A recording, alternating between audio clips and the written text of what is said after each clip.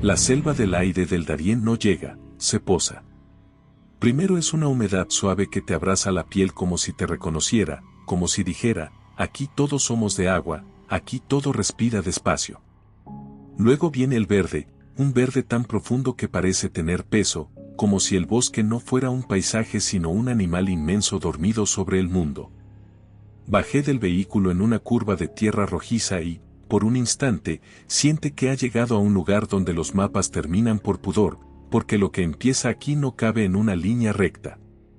El tapón del Darién lo había leído muchas veces. Lo había visto en documentales con música tensa y palabras apretadas, como si todo fuera amenaza. Pero yo no venía con esa mirada. Traía otra sed. Venía por la cultura y por la historia cotidiana, esa historia que no se conserva en mármol sino en gesto, en canto, en la forma en que una mano empuja una canoa o en cómo una abuela mide el tiempo por el barro que se pega a los tobillos. Había pasado días en Ciudad de Panamá, escuchando a quienes nombran el Darién con respeto, sin exagerarlo, como se nombra a un pariente antiguo. En Albrook había comprado una libreta de tapas duras, un bolígrafo que escribe, aunque llueva y una linterna pequeña que cabía en el bolsillo.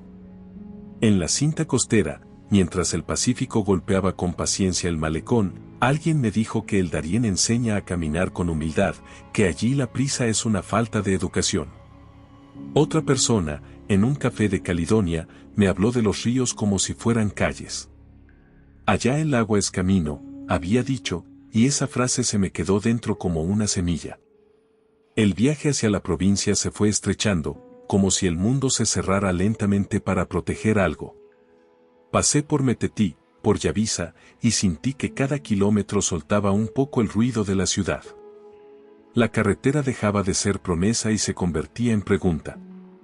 En los bordes, el bosque parecía estar siempre a un paso de tragarse el asfalto, no con violencia, sino con esa perseverancia silenciosa con la que la naturaleza recupera lo que es suyo. Cuando la ruta se volvió más de barro que de carretera, entendí que había llegado a esa frontera natural que también es frontera humana.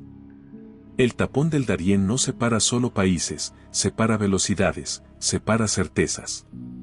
No es una puerta, es un umbral. Y en los umbrales, nadie entra igual a como sale. En Yavisa, el final oficial de la Panamericana, el aire olía a gasolina mezclada con hojas machacadas. El río Tuira se abría como un músculo pardo, ancho, vivo, con una corriente que no se apresuraba. Me quedé unos minutos mirando el agua. Era marrón, sí, pero no era sucia de abandono, era marrón por la misma razón que la tierra es tierra, porque el bosque se deshace lentamente y vuelve al río, y el río vuelve a la gente. Allí el agua no es adorno. Allí el agua decide. Hola, me llamo Miguel. Historiador de oficio y viajero por necesidad del alma, hay verdades que no caben en un libro si antes no han pasado por los pies. Durante años recorrí ciudades enteras buscando huellas del pasado en museos, archivos, bibliotecas y ruinas antiguas. Con el tiempo comprendí algo que no aparece en los catálogos: lo más valioso de la historia no siempre está en lo grandioso, sino en lo cotidiano. En la gente que sostiene el mundo sin hacer ruido. Si me acompañas, cada historia será un viaje. Suscríbete y comenta desde donde nos estás siguiendo.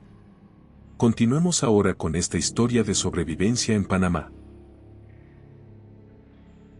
Una canoa me esperaba bajo una sombra hecha de palma y tablas. El motor dormía, cubierto con una lona. Cerca, un hombre de piel tostada por el sol y ojos claros como reflejo de río hablaba con alguien en voz baja. Me acerqué despacio, como se acercan los visitantes que no quieren invadir. «¿Usted es el que viene a escuchar historias?», me preguntó el hombre cuando lo vi. No había burla en su voz, solo una curiosidad limpia. Asentí. «Me llamo Miguel. Quiero conocer cómo viven aquí, cómo hablan del río. Me han dicho que el barro marca los calendarios». El hombre sonrió de lado, como quien reconoce una frase que ha oído en boca de forasteros, pero decide darle una oportunidad. «Soy Evaristo, dijo, y señaló el agua con una inclinación de cabeza. Si quiere escuchar, primero tiene que dejar que el río le hable. Aquí uno aprende a oír distinto. Subimos a la canoa. El motor despertó con un ronroneo áspero que se fue suavizando mientras avanzaban. El Tuira nos llevó en su lomo ancho, y el viento, aunque tibio, soplaba con la delicadeza de una mano abierta. A los lados, el bosque se inclinaba hacia el agua como si quisiera mirarse. La luz, filtrada por hojas enormes, caía en fragmentos, como si el sol se hubiera roto en pedazos brillantes. Noté el sonido. No era silencio vacío. Era un silencio lleno de vida. Insectos que insistían sin cansancio, aves que se llamaban desde lejos, el golpe breve de algo que caía al agua, el roce de ramas que el viento acomodaba con paciencia. Ese tipo de sonido te hace respirar más lento. Te recuerda que el mundo no necesita tu intervención para seguir girando. Evaristo manejaba con una calma que no era descuido, sino experiencia. Cada curva del río la tomaba como si saludara a alguien. Saqué mi libreta, pero al poco tiempo la guardé. Había algo en ese trayecto que pedía presencia más que anotación. La historia, pensé, no siempre se escribe, a veces se atraviesa. Pasamos por orillas donde se veían casas de madera elevadas sobre pilotes, como si el suelo fuera un rumor que puede cambiar de idea. Algunas tenían ropa colgada, colores vivos que se movían despacio con la brisa. En una niña empujaba una canoa pequeña con un palo. En otra, un anciano sentado en una escalera tallaba algo con un machete, sin apuro, como si el tiempo fuera una fruta que se pela con cuidado. Bajo Chiquito queda más arriba, dijo Evaristo, y su voz se mezcló con el motor y el agua. Allá la gente sabe nombrar el río de 1000 maneras. No con palabras grandes, con palabras útiles. El río cuando está tranquilo, cuando se pone bravo, cuando trae troncos, cuando trae peces. Aquí el río es una conversación. Miré el agua marrón y entendí esa idea. Había leído historias de piedras con fechas, de iglesias con placas, de monumentos. Pero en el Darién la historia estaba en los trayectos, en senderos que el barro borraba y la gente volvía a abrir, en rutas de canoa que se memorizan como se memoriza el rostro de un hijo. En orillas donde alguien alguna vez esperó a otro y el río lo supo. La canoa se adentró en una sección más estrecha, donde las ramas parecían formar un arco. La luz se volvió más suave, casi verde. Sentí un pensamiento, tranquilo y nítido, aquí uno aprende humildad sin que nadie te la enseñe. El bosque no te humilla, te coloca en tu tamaño real. En un punto, Evaristo disminuyó la velocidad. Delante, en una curva, había movimiento en la orilla. No era el movimiento habitual de una familia lavando ropa o un niño jugando. Era un grupo de personas sentadas muy juntas, como si quisieran hacerse pequeñas. Una manta extendida sobre el barro, mochilas gastadas, zapatos que habían visto demasiada agua. La escena tenía el cansancio de algo largo. No pregunté de inmediato. La prudencia, en esos lugares, es una forma de benevolencia. Miré sin invadir. Vi rostros de distintas edades. Vi manos. Vi uñas quebradas, piel marcada por el sol y por la lluvia. Y entonces la vi.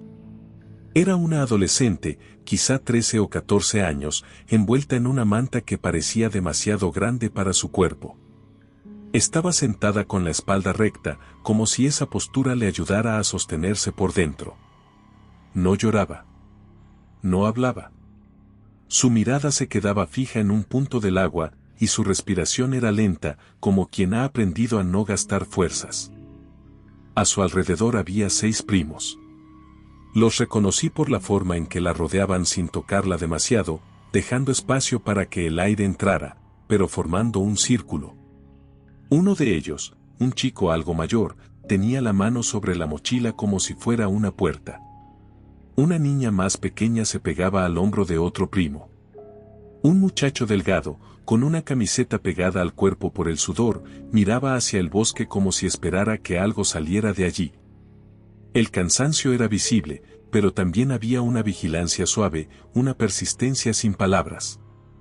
Evaristo apagó el motor a unos metros. La canoa siguió por inercia, y el silencio se ensanchó. En el aire, los insectos cantaban. El río seguía pasando, indiferente y generoso, como si no distinguiera entre los que llegan por curiosidad y los que llegan por necesidad. Llegan así, murmuró Evaristo, sin dureza. De todas partes. Sin querer ser noticia. Tragué saliva. Había venido buscando cultura e historia, las canciones del río, los calendarios de barro. Y, sin embargo, el Darién le mostraba también otra historia, una que no se anuncia, una que se esconde en los cuerpos cansados y en las mantas húmedas. Una frontera humana que se apoya, a veces, en la misma orilla donde un niño juega y una mujer lava platos. En la distancia, Bajo Chiquito esperaba. No como escenario de tragedia, sino como un lugar real con gente real, con decisiones diarias. Sentí una tensión que no era miedo, sino responsabilidad. La tentación de mirar aquello como espectáculo era una tormenta pasajera que podía nacer en cualquiera. La rechacé de inmediato, dejando que se disolviera en la calma. No quería convertir a nadie en relato sin permiso. Quería comprender, y la comprensión, pensé, empieza por la humildad extrema, reconocer que hay viajes que no buscan aventura. Hay viajes que buscan sobrevivir. No sabía todavía el nombre de la adolescente, ni el peso exacto de lo que había dejado atrás. Solo supe, en ese instante, que el Darién no era un lugar para hablar fuerte. Era un lugar para acercarse con paciencia, para escuchar sin arrancar palabras. Un lugar donde el odio y la ira, si aparecían, eran como tormentas que se cansan pronto, porque el río y el bosque enseñan otra cosa, tolerancia, benevolencia, esa forma de luchar en silencio que no necesita aplauso. La canoa se quedó quieta. El agua marrón rozó la madera como un susurro. Miré el rostro de la adolescente, su mirada fija, su respiración medida, y sentí que la semilla de la historia ya estaba allí, hundiendo raíces en el barro, esperando el momento de brotar. Los días en Bajo Chiquito no pasan como en los calendarios de papel. Pasan como pasa el río, llevando y trayendo, sin anunciarse. La mañana se abre con una luz blanda que cae sobre los techos de zinc y las tablas húmedas, y la tarde se cierra con un silencio que no es vacío, sino un tejido de insectos y hojas. Aprendí pronto a no medir el tiempo por horas. Lo medí por el barro que se secaba apenas en la orilla y volvía a nacer cuando la lluvia decidía regresar. El punto de recepción estaba junto al agua, allí donde las canoas llegaban como si fueran buses de otro mundo. Había una fila que no siempre era fila, porque el cansancio no sabe de orden perfecto. Había niños dormidos sobre sacos, mujeres abrazando bolsos como si dentro guardaran el último pedazo de casa, hombres que miraban al suelo para no gastar fuerza en palabras. Había también panameños y en Verá que trabajaban con una paciencia que se notaba en la forma de caminar, despacio, pero sin rendirse. Los vi cargar cajas, acercar recipientes de agua, señalar con el brazo dónde esperar. Nadie parecía tener tiempo de sobra, y, aún así, alguien siempre encontraba un segundo para hablar con suavidad. La adolescente de la manta seguía allí cuando regresé al tercer día. Esta vez no estaba en la misma postura rígida de la primera tarde. Su respiración ya no era tan frágil. Los ojos, antes clavados en el agua como si la mirada fuera un ancla, empezaban a moverse, a reconocer rostros. No me acerqué de golpe. Esperé. Me mantuve a un lado, con la libreta guardada, como quien entiende que las historias no se arrancan, se reciben. Evaristo me explicó en voz baja que la habían llevado a una casa cercana, una construcción de madera en un borde más alto para escapar de las crecidas. Allí vivía Yarisa, una mujer en Verá que había aprendido a curar con plantas y con calma. Yarisa no decía mucho, pero sus manos hablaban con una firmeza limpia. Preparaba infusiones con hojas amargas y dulces, colocaba paños tibios, y lo hacía sin dramatismo, como si cuidar fuera una tradición tan natural como pescar. Todavía está débil, dijo Yarisa cuando me acerqué a saludar. Pero ya volvió a la voz. Volver a la voz. Esa frase se quedó flotando en el aire húmedo como una hoja que tarda en caer. Esa tarde, mientras el sol se iba inclinando y el río se ponía más oscuro, vi a la adolescente sentada en el umbral. Tenía el pelo recogido de cualquier manera, la piel con marcas de picaduras y una mirada que ya no se perdía. Los 6 primos estaban cerca, como siempre, formando un pequeño país alrededor de ella. El mayor, Quito, miraba a todos con una seriedad que le quedaba grande y que aún así sostenía. Malia, más pequeña, se había quedado dormida con la cabeza en el regazo de Naya. Sefú y Desiré compartían una botella casi vacía, midiendo los sorbos como quien mide el oro. Bonnie jugueteaba con una cuerda, distraído, pero cada tanto levantaba la vista para contar las caras. La adolescente me vio y no apartó la mirada. Tampoco sonrió. Solo me observó con una atención tranquila. Soy Migue, dije, con la voz baja. Estoy aquí para escuchar, si algún día quieres hablar.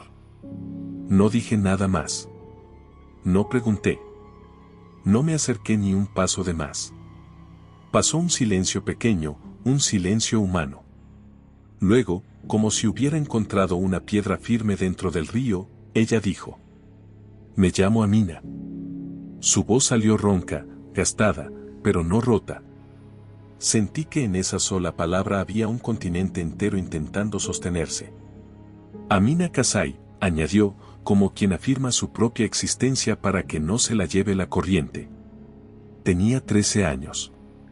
Había nacido en el Congo, en un lugar que nombró con cuidado, como si al decirlo pudiera volver a olerlo. Habló de calles de tierra roja, de una casa donde el techo sonaba cuando llovía, de una canción que su madre cantaba mientras cocinaba algo sencillo. No dijo nombres de personas mayores. No porque no existieran, sino porque había cosas que todavía dolían demasiado cerca. Venimos 6 y yo, explicó, y señaló con un gesto leve, casi maternal, a los que la rodeaban. Mis primos. Cruzamos la selva. Dijo la selva sin adornos. No como un monstruo ni como un desafío. Como un hecho. Como se dice la noche o el hambre. Me senté a cierta distancia, sobre una tabla, y escuché. El río, detrás, seguía hablando en su idioma marrón. Los insectos dejaban su música de fondo. La vida cotidiana, esa que nunca se detiene, pasaba con pasos descalzos y miradas rápidas. Amina empezó a contar desde su punto de vista y el Darién cambió de forma. Ya no era el lugar que yo había atravesado en canoa, con el viento amable y la luz filtrada. En su voz, el Darién se volvió prueba de cuerpo y mente, una lección sin maestro. El barro, dijo, y dejó escapar una exhalación lenta, como si todavía lo sintiera pegado. El barro pesa. Te agarra los pies como manos. No hacía falta que exagerara. Bastaba con su manera de pronunciar. El barro no era solo suciedad. Era resistencia. Era un suelo que te pregunta si de verdad quieres seguir. La ropa nunca se seca, continuó. Siempre está fría. Aunque haya sol. Siempre huele a río. Se me vino a la mente la imagen de telas pegadas a la piel, de un frío que no viene del aire sino del cansancio. Pero Amina no se quedaba en la queja. Lo decía con una serenidad casi adulta, como quien relata una tormenta ya pasada. Por la noche, contó, el río sonaba distinto. En la noche el agua habla fuerte. Parece que se acerca y se aleja. Como si respirara. Y entonces bajó la voz aún más. Y en la noche el miedo se mueve. No describió peligros con morbo. No era necesario. Dijo lo suficiente para que el oyente entendiera el filo sin recrearse en él. Habló del miedo a separarse del grupo, del terror que nace cuando pierdes de vista la espalda de alguien a quien amas. Yo contaba, dijo, y con la mano hizo un gesto pequeño, como quien enumera estrellas. 1, 2, 3, 6. Siempre 6. Si decía 6, podíamos seguir. Quito asintió sin mirar a nadie. Cefo apretó los labios. Malia se movió dormida, como si el cuerpo recordara cosas incluso cuando la mente descansa. Amina explicó que, en algún momento, cuando el cansancio era tan grande que la cabeza se volvía ligera y el mundo parecía girar, ella se repetía una frase. La dijo en un francés suave, aprendido a medias, y luego la tradujo con paciencia. Respira. No sueltes. Lo decía como si fuera una cuerda atada al pecho. En los días siguientes, vi cómo esa frase no era un símbolo bonito, sino una herramienta concreta. En el punto de recepción, la espera se estiraba. Llegaban más canoas. La gente se amontonaba bajo techos improvisados. Había filas para el agua, filas para los registros, filas para una atención que siempre era insuficiente. Los rostros se tensaban. En algunos, la irritación aparecía como un relámpago. Un hombre joven, con los ojos enrojecidos, se levantó una mañana y comenzó a gritar porque no encontraba su mochila. Su voz era una piedra lanzada al aire. Otra persona empujó en la fila, desesperada por avanzar. Una mujer, con el cabello pegado a la frente, insultó a un voluntario que apenas podía con su propio agotamiento. Sentí esas emociones moverse como tormentas internas. Odio, ira, desenfreno. No como identidades, sino como nubarrones que nacen cuando el cuerpo está vacío y el miedo se vuelve rabia. Nadie era malo por sentirlo. Era el dolor hablando con un idioma torpe. Y en medio de esa tensión, Amina se movía distinto. No gritaba. No acusaba. No levantaba el dedo. Amina se levantaba despacio, se acomodaba la manta y hacía lo que sabía hacer, cuidar. Contaba cabezas. 1, 2, 3, 6. Si faltaba una, no avanzaban. Si alguien se quedaba atrás, ella no avanzaba.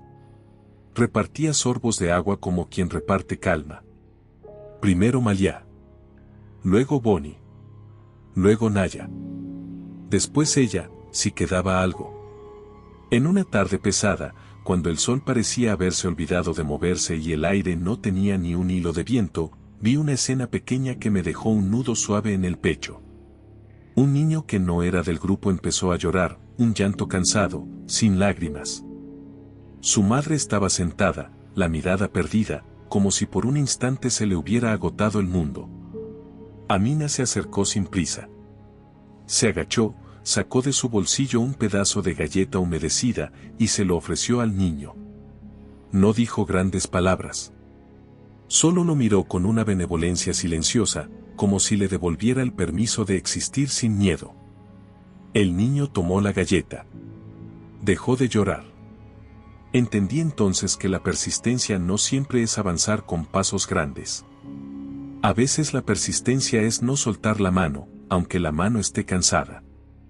Es repetir la frase que te sostiene, aunque el mundo alrededor se derrame. Respira.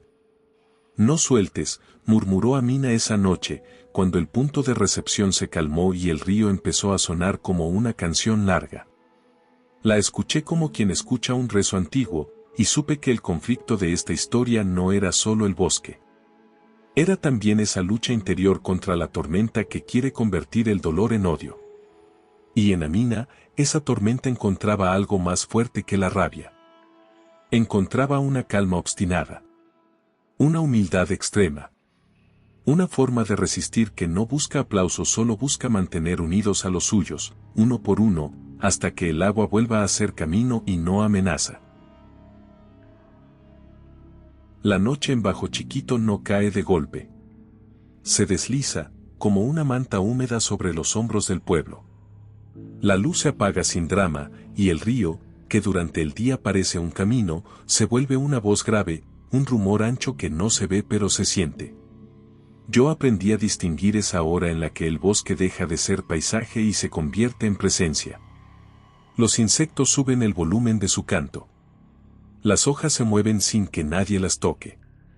Y el aire, tibio, huele a tierra recién abierta. Amina hablaba poco durante el día. Guardaba su energía como quien guarda fuego en una vasija. Pero en la noche, cuando los otros dormían o fingían dormir para descansar por dentro, su voz encontraba un lugar. No era una voz que buscara atención. Era una voz que buscaba orden, como si contar fuera una manera de acomodar el dolor para que no se desbordara. Me senté en el mismo umbral de tablas, con la libreta todavía cerrada. El río, al frente, era una sombra en movimiento. Yarisa pasó cerca y dejó una taza humeante junto a Amina. Algo tibio, sencillo, con un aroma a hojas machacadas y miel. No preguntó nada. Solo dejó el calor como quien deja una lámpara encendida. Bebe despacio, le dijo, y se alejó con la misma calma con la que llega el amanecer. Amina tomó la taza con ambas manos. En sus dedos había grietas finas, pequeñas heridas de caminar agarrándose a raíces, de sostenerse en piedras mojadas. Sopló el vapor una vez, como si su aliento pudiera domesticar el mundo, y luego me miró. Te dije del barro, de la ropa, del río de noche, comenzó. Su mirada no estaba en mí, sino en algún lugar detrás del agua, como si la selva siguiera allí, a unos pasos, esperando. Yo no hablé. Dejé que el silencio la acompañara. Amina tragó un sorbo. Y entonces, sin subir la voz, sin empujar la frase, dijo lo que había estado guardando como quien guarda una piedra caliente. Un día antes de llegar, creí que me iba a morir. La frase cayó en el aire con la suavidad de una hoja. Pero dentro de ella había un peso antiguo. Sentí que el viento se detenía un segundo, como si el mundo también escuchara. Amina no se apresuró a explicar. Respiró. Miró al suelo. Luego volvió a levantar la vista hacia el río. No fue una cosa grande, dijo, y en esa aclaración había sabiduría. Fue todo. La selva, explicó, no es un golpe único. Es una suma. Un desgaste lento, como la lluvia que no rompe una piedra de inmediato, pero termina por cambiarla. Fue el calor que no se va.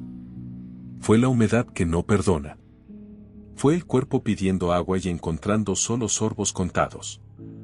Fue el miedo pegado al pecho, no como un grito, sino como un animal pequeño que no se duerme. A veces, caminábamos y no había nada que mirar, dijo. Solo verde. Y más verde. Y el mismo sonido. Habló del cansancio sin dramatizarlo, como si todavía le sorprendiera que el cuerpo pueda seguir. Dijo que las piernas se vuelven ajenas, que el pensamiento se vuelve corto, que el corazón late sin ritmo porque también está cansado. Ese día, continuó, yo iba atrás. Quito iba adelante. Quito, el primo mayor, estaba dormido cerca, con el brazo sobre la mochila como si aún la protegiera. Yo lo miré un instante. Su rostro era el de un adolescente que había tenido que volverse columna demasiado pronto. Yo miraba sus pies, dijo Amina. Solo sus pies. Si él levantaba el pie, yo levantaba el mío. Y ahí estaba el primer secreto de su salvación. No luchar contra el mundo entero. Solo seguir un paso. Solo copiar un pie. Solo hacer del movimiento algo simple. Pero llegó un momento en que yo ya no sentía mis piernas, confesó. Y la cabeza me hacía, así. Movió la mano en círculos, como si el pensamiento diera vueltas sin encontrar salida. Amina hizo una pausa. Sus ojos brillaron un instante, no con lágrimas, sino con recuerdo.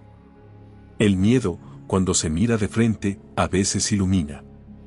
Yo me senté, dijo. Y pensé, aquí se acaba. No hubo morbo. No hubo escenas de violencia. Solo la verdad desnuda de un cuerpo que se rinde y una mente que se asoma al borde. Mis primos me miraron, añadió. No dijeron nada malo. Nadie gritó. Solo, estaban. Yo sentí en esa frase la forma más pura de la comunidad. Estar. No arreglar.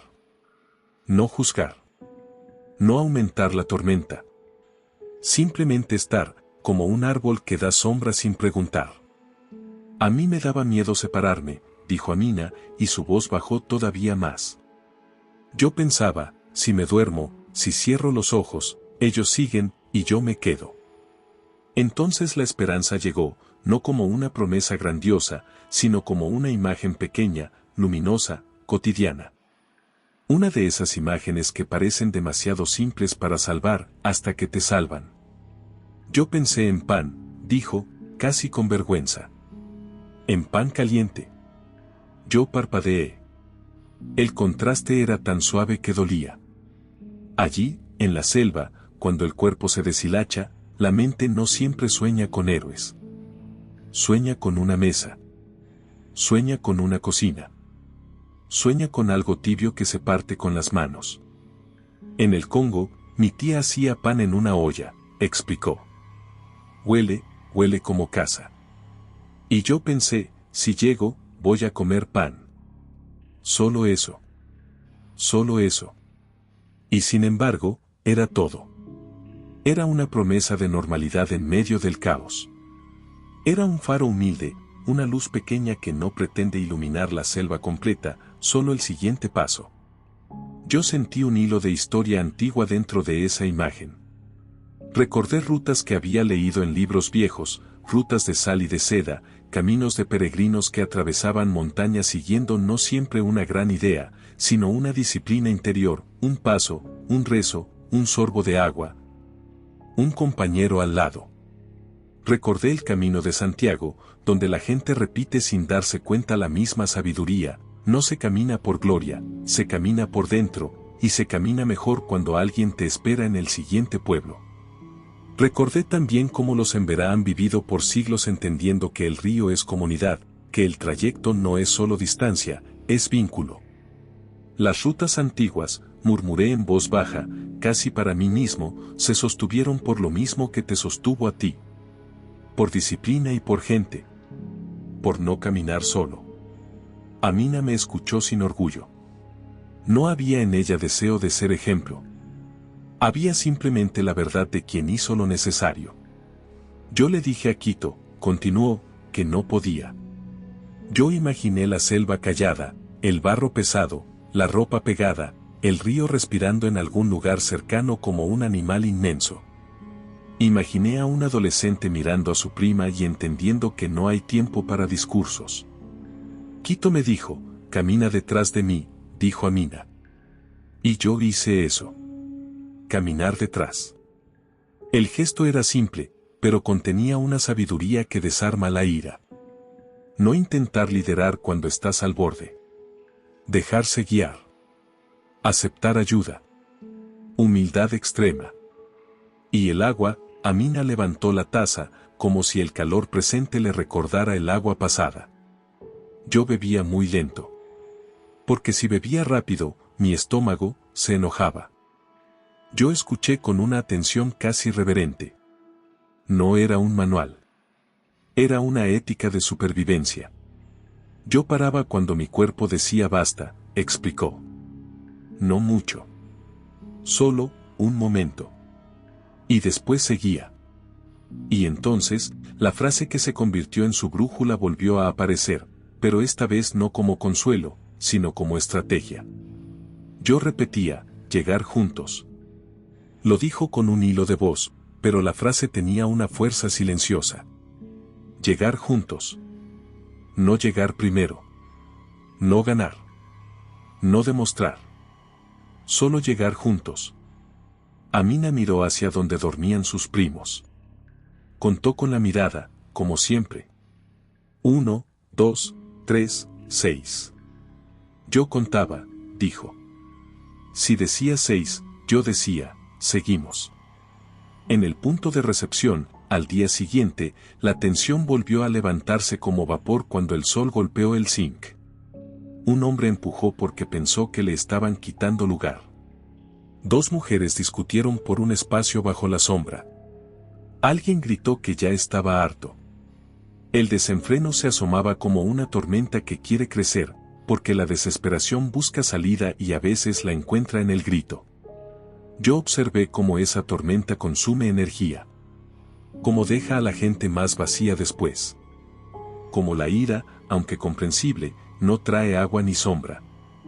Solo ruido. Bruno, un voluntario de botas embarradas y ojos cansados, intentaba mantener el orden con una voz que no era mando, era calma. Despacio, repetía. Hay para todos. Respiren. Alguien lo insultó. Bruno agachó la cabeza un segundo, como si recibiera el golpe sin devolvérselo. Luego levantó la mirada y siguió. Persistencia silenciosa. Tolerancia que no es debilidad, sino elección. Y en medio de ese ruido, Amina se acercó a sus primos. Les indicó con la mano que se sentaran, que no empujaran. Repartió un sorbo de agua. Puso una manta sobre los hombros de Malia. Le tocó el brazo a Quito, un toque breve, como diciendo, aquí estoy. Llegar juntos. Yarisa apareció con una olla pequeña y sirvió algo tibio a quienes temblaban. No preguntó de dónde venían, no pidió explicaciones. Sus manos ofrecían benevolencia como se ofrece un vaso de agua, sin discurso. Yo vi a Amina sostener la taza, otra vez, con ambas manos. Vi su respiración lenta. Vi el terror, sí, detrás de sus ojos, pero también vi cómo lo atravesaba sin negarlo. La calma no era ignorancia. Era una forma de caminar dentro del miedo sin convertirse en él. Cuando el sol comenzó a bajar y el río volvió a parecer una cinta de cobre oscuro, Amina me dijo algo que no parecía una conclusión, sino una aceptación tranquila. Yo tuve mucho miedo, confesó. Pero yo quería que mis primos siguieran siendo mis primos cuando saliéramos. No quería que el miedo nos hiciera otra cosa. En esa frase, el odio y la ira quedaron pequeños, como tormentas que se disipan cuando alguien decide no alimentarlas. Yo sentí un nudo de gratitud, no por el relato, sino por la lección viva que se estaba sembrando frente a mí. El Darién seguía siendo frontera. Seguía siendo selva. Seguía siendo barro, ropa húmeda, noches largas y filas impacientes. Pero en el corazón de esa prueba, una niña de 13 años había encontrado una sabiduría sin orgullo. Un pan caliente imaginado en la oscuridad. Un pie detrás de otro. Un sorbo lento. Una pausa a tiempo. Y un propósito tan simple que parecía invisible, pero que sostenía todo lo demás. Llegar juntos. La mañana en Bajo Chiquito llegó con una claridad distinta, como si el cielo hubiera lavado su propia cara durante la noche. El río se veía ancho y lento, una piel marrón que reflejaba destellos suaves. En el aire, el olor a madera húmeda se mezclaba con el de café recién colado y humo leve de leña. Yo caminé despacio entre las casas elevadas, pisando tablas que crujían con un sonido antiguo, y me detuve un momento a escuchar. Los insectos seguían allí, siempre fieles a su música, pero había algo más. Una calma que no era ausencia de problemas, sino una calma que nace cuando la gente aprende a respirar al mismo ritmo. Yo la sentí como se siente un cambio de estación, sin necesidad de verlo escrito en ningún lado. Amina ya podía sentarse sin ese temblor invisible que la doblaba por dentro. Su mirada seguía siendo seria, pero ahora había más luz detrás, una luz tranquila, como la de una vela que no pretende competir con el sol. La acompañé hacia un lugar sencillo, una banca improvisada bajo la sombra de un árbol cercano a la orilla, donde el viento llegaba con un poco más de misericordia. El agua pasaba a unos metros, y cada tanto una canoa cruzaba dejando una estela que se abría y se cerraba como un pensamiento. Yarisa nos había dicho, con su tono de pocas palabras, que allí el cuerpo descansa mejor porque el río enseña paciencia. Bruno, el voluntario, nos alcanzó una manta limpia y una botella de agua. Lo hizo sin ceremonia, como si dar fuera una forma de mantenerse humano en medio de la presión. Amina se sentó. Puso la manta sobre sus piernas. Miró el río como quien mira una frontera que ya no quiere odiar. Yo me senté a un lado, sin invadir el espacio de su silencio. Tenía la libreta en el bolsillo. No la saqué. Había entendido, por fin, que algunas verdades se escriben mejor en el pecho. Fue entonces cuando se acercaron dos niños que yo no había visto antes. Uno tendría 10 años, el otro quizá 12.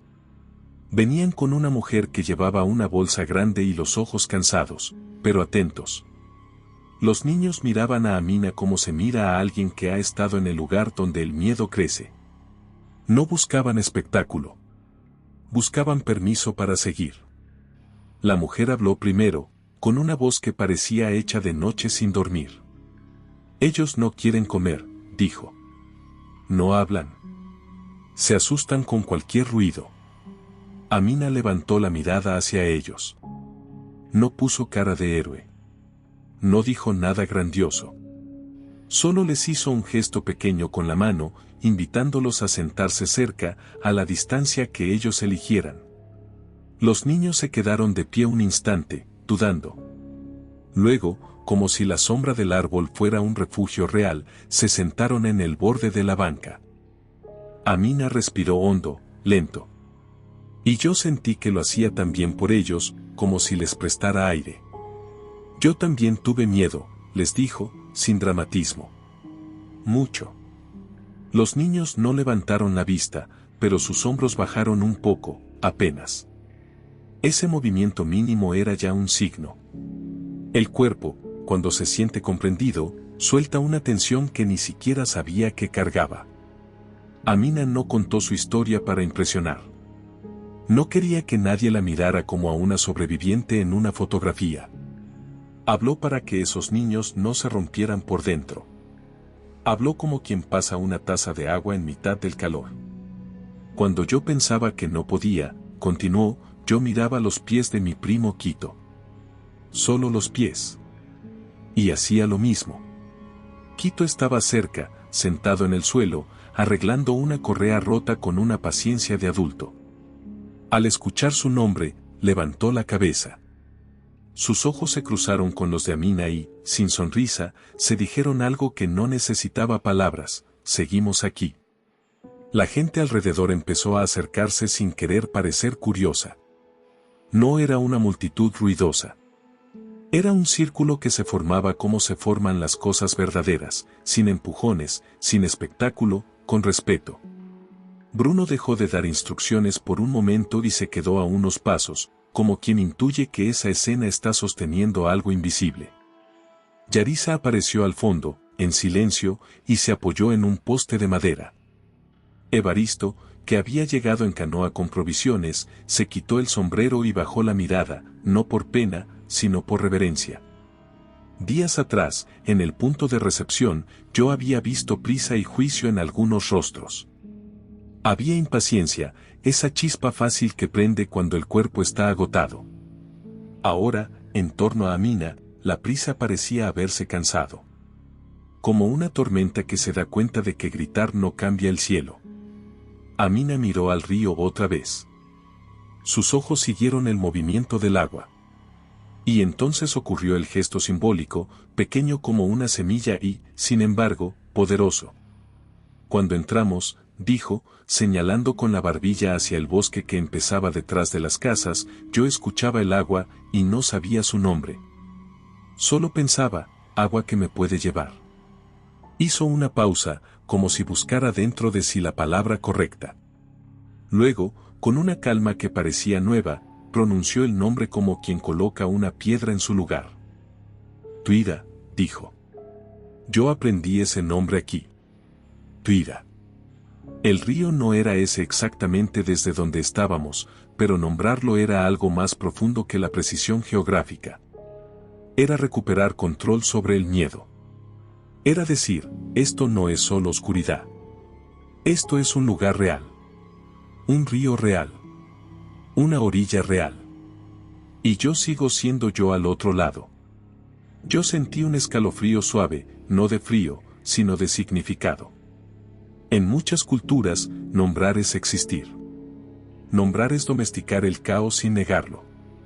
Nombrar es decirle al terror, te veo, pero no te pertenezco. Amina continuó hablando. No se alargó. No buscó detalles que hirieran. Habló de lo esencial, de lo que salva. Beban lento, les dijo a los niños. Si beben rápido, el cuerpo se enoja. Y cuando el cuerpo se enoja, la cabeza se pone triste. Los adultos escuchaban también, aunque fingieran que estaban ocupados. Y en sus rostros yo vi algo que no había visto el primer día, respeto silencioso. No el respeto que pone a alguien en un pedestal, sino el respeto que reconoce una verdad útil, una verdad que puede sostener vidas. Yo pensé entonces en la historia humana, en cómo tantas rutas del mundo fueron atravesadas no solo por fuerza, sino por relatos. Relatos contados con verdad, no con furia. Porque la furia quema rápido y deja ceniza. La verdad, en cambio, puede ser refugio. Puede ser una manta compartida. Puede ser una frase que se repite cuando las piernas no responden. Miré a mi alrededor y vi el cambio en pequeñas acciones. La transformación colectiva rara vez llega como un aplauso. Llega como un gesto. Un hombre que había estado discutiendo por espacio bajo la sombra, el mismo que días atrás alzaba la voz y empujaba con el hombro, se quedó quieto escuchando. Yo lo reconocí por la forma tensa de su mandíbula. Tenía la respiración agitada, como si dentro todavía soplara una tormenta. Sus manos estaban cerradas, los dedos duros. Amina dijo entonces, casi como al pasar, sin mirarlo directamente. Cuando uno grita, se queda sin aire. Y aquí el aire es importante. La frase, simple y limpia, lo alcanzó como una brisa. El hombre parpadeó. Cerró los ojos un instante. Luego, con un movimiento torpe pero honesto, soltó las manos. Inspiró. Exhaló despacio. El desenfreno, esa fuerza que consume energía, empezó a disolverse. No porque alguien lo regañara, sino porque alguien le mostró otra salida. El hombre se levantó, fue hacia un rincón donde una mujer intentaba levantar una bolsa demasiado pesada, y sin decir nada la cargó por ella. La mujer lo miró sorprendida. Él bajó la cabeza, como si le diera vergüenza que lo vieran hacer algo bueno. Y sin embargo lo hizo. Benevolencia contagiosa, como un fuego que no quema, como una luz que calienta. Bruno retomó su trabajo, pero su voz sonaba distinta. Más baja. Más humana. Despacio, decía, y la gente, de algún modo, obedecía con menos resistencia. Yarisa siguió repartiendo tazas tibias, y quienes las recibían las sostenían con ambas manos, como Amina, como si el calor fuera un recordatorio de que aún existe cuidado. Los niños que estaban junto a Amina levantaron la vista por primera vez. El más pequeño preguntó, casi en un susurro. ¿Y tú, cómo hiciste para no llorar? Amina lo miró con seriedad. Luego, con una honestidad que no buscaba ser bonita, respondió. Yo lloré por dentro. Pero yo no quería que mis primos se asustaran. Entonces respiraba. Respirar. No como consigna. Como salvavidas. Yo sentí que esa escena era el clímax más verdadero, no el momento de mayor ruido, sino el momento en que el testimonio se vuelve refugio. La niña dejaba de ser solo sobreviviente. Se volvía luz para otros, una luz humilde, sin espectáculo, hecha de frases pequeñas, de decisiones discretas. El río seguía pasando, indiferente y fiel. El bosque seguía allí, verde, inmenso. Las filas seguían existiendo, la burocracia seguía lenta, el cansancio seguía pegado a la piel. Nada mágico había cambiado el mundo exterior. Y, sin embargo, algo se había movido dentro de la gente. La mirada se suavizó. La prisa bajó un tono. La ira, esa tormenta que amenaza con tragarse lo que queda, empezó a perder fuerza. Porque una voz pequeña, nacida de una niña de 13 años del Congo, Se había sentado bajo una sombra en Bajo Chiquito y había hecho lo que hacen los relatos verdaderos desde siempre, sostener a los demás sin pedir nada a cambio. Amina miró el río una última vez y murmuró, como si se lo dijera a sí misma, como quien clava una estaca en tierra firme. Llegar juntos. Yo sentí que esa frase se extendía más allá del Darién, más allá de la orilla, más allá incluso de mi libreta cerrada. Se extendía hacia cualquier lugar del mundo donde la gente está cansada y cree que va a estallar. Y entendí, con una paz lenta, que a veces una multitud no necesita órdenes ni gritos. Necesita a alguien que le devuelva el aire. El último amanecer en Bajo Chiquito no tuvo nada de despedida ruidosa. Fue, más bien, un gesto lento del mundo, como si el Darién supiera que las cosas importantes no se gritan. La luz apareció desde detrás del bosque con una suavidad de agua tibia, rozando los techos de zinc, encendiendo de a poco las tablas húmedas, despertando el vapor que sube de la tierra como un aliento. El río seguía allí, ancho y marrón, con su paciencia antigua. No parecía haber cambiado por las historias humanas. Y, sin embargo, yo ya no era el mismo que lo había mirado por primera vez. El Tuira, o el cuerpo de agua que en esta zona sostiene la vida como columna vertebral, se movía con una calma que no niega nada. Se mueve, simplemente. Lleva troncos, hojas, reflejos. Lleva tiempo. El aire olía a café, a humo pequeño de leña, a fruta madura. Un gallo cantó cerca, no como en las ciudades donde el ruido es pelea, sino como un aviso humilde de que el día empieza de nuevo, aunque el cansancio no se haya ido. Los insectos aún cantaban, porque en el Darién el silencio siempre viene acompañado. Caminé hacia la orilla con los pasos tranquilos de quien aprendió a no apurar el terreno. En el barro, las huellas de la noche todavía estaban frescas, marcas de sandalias, de botas, de pies descalzos. El barro aquí no era solo suciedad. Era registro. Era calendario. Era memoria. Evaristo me esperaba junto a una canoa. Tenía el sombrero en la mano y la mirada puesta en el agua, como si también él se estuviera despidiendo sin querer admitirlo. «Hoy te vas», dijo, y no sonó a reproche.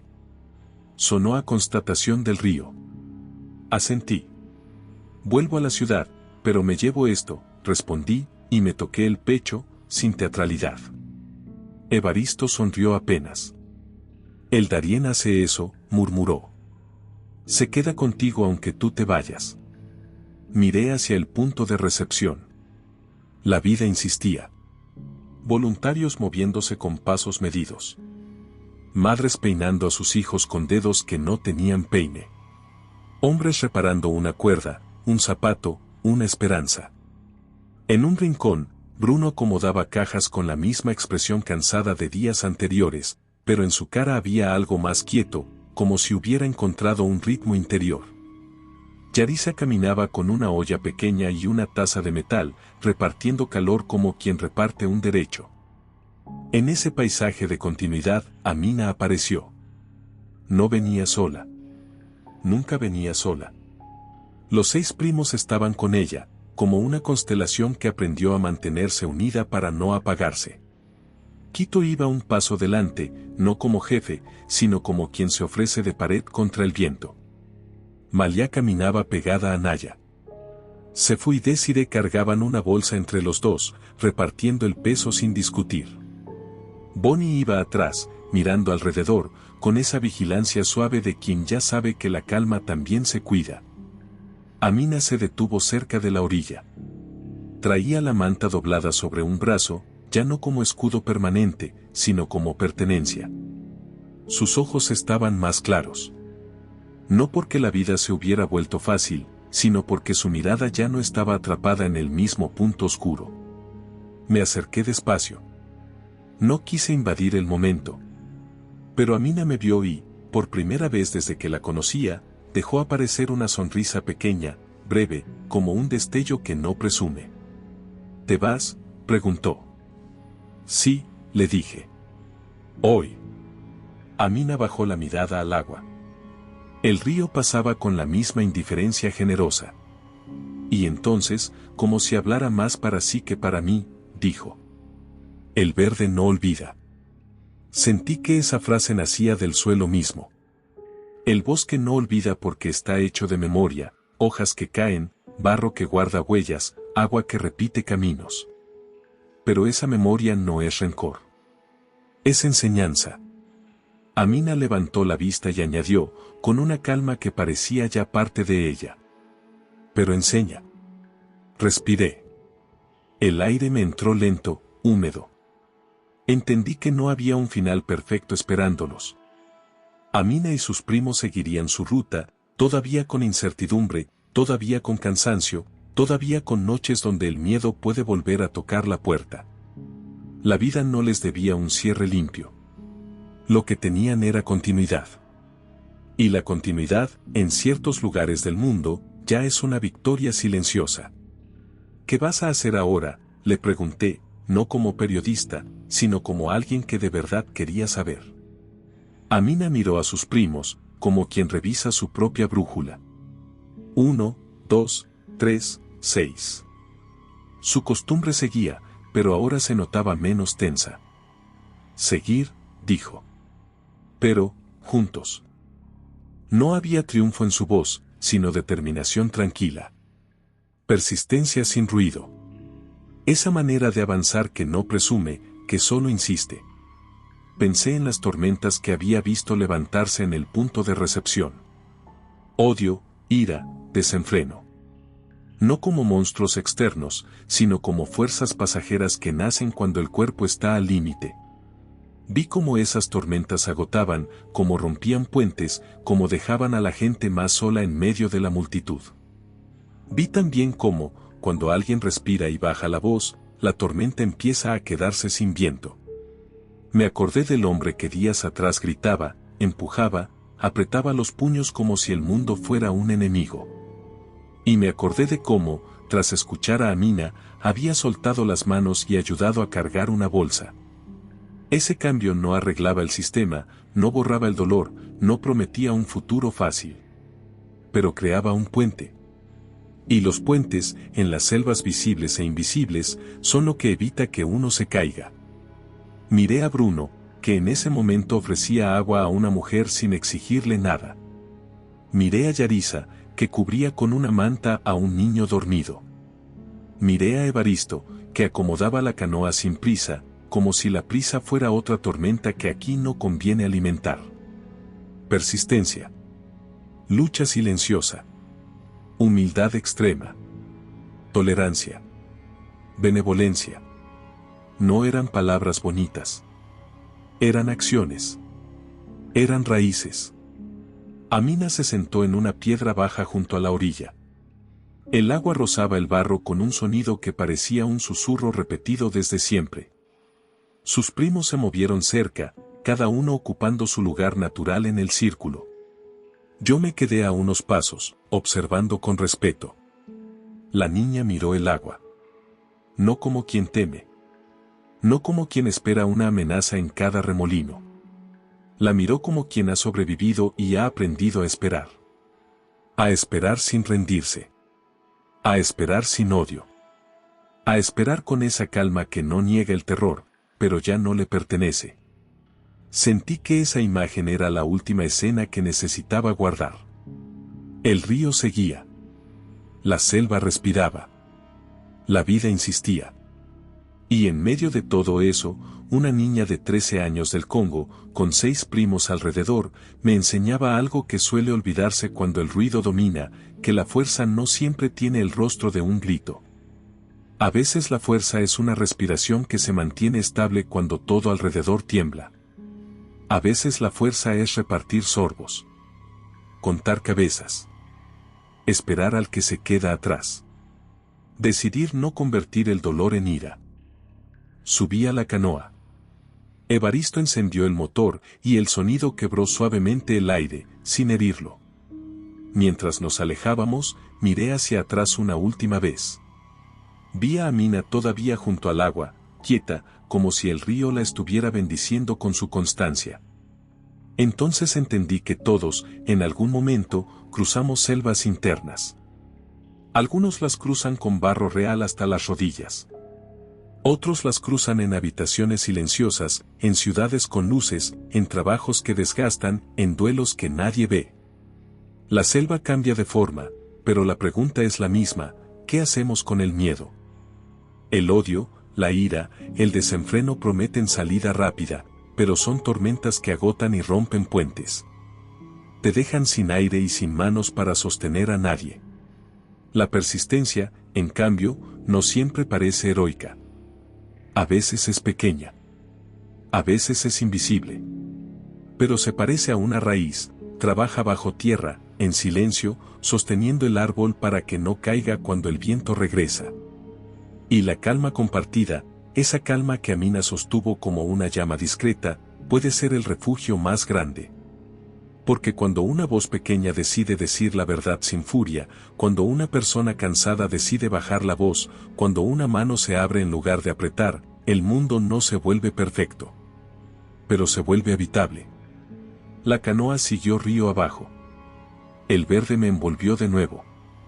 Sentí el viento en la cara, tibio, y dejé que el silencio con insectos me llenara el pecho. Detrás, el Darién quedaba como quedan los lugares que enseñan, no como un recuerdo bonito, sino como una brújula. Y en algún punto de esa orilla donde terminan los mapas, una niña miraba el agua y aprendía, una vez más, a esperar sin romperse. A respirar. A no soltar. A llegar juntos. Gracias por caminar conmigo hasta el final, por quedarte cuando la historia pedía silencio y cuando pedía valor. A veces uno llega a estos relatos buscando curiosidad y se va llevando algo más simple y más importante, una respiración más tranquila, una idea que ordena por dentro. Una pequeña certeza de que todavía se puede volver a unir lo que parecía roto. Si esta historia te hizo compañía, te pido un gesto que para el canal es enorme: suscríbete. Deja un like, porque eso le dice a esta plataforma que hay gente que todavía elige la calma y la profundidad. Comparte este video con aquellas personas que necesiten un poco de luz hoy. Cuídate mucho. Y cuando el mundo se sienta demasiado rápido, vuelve a respirar despacio. Nos vemos en la próxima historia.